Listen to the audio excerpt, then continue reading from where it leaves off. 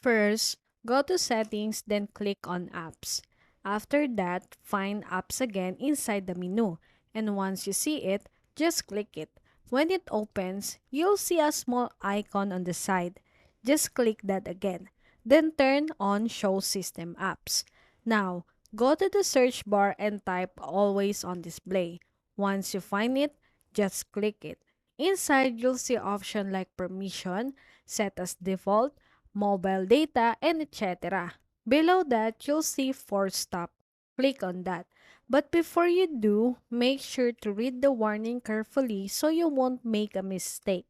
It says, if you force stop an app, it may cause error. If you're okay with that, just click on to confirm.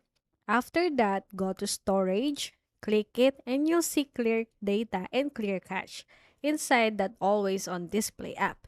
If you want to delete them, then check carefully before confirming it.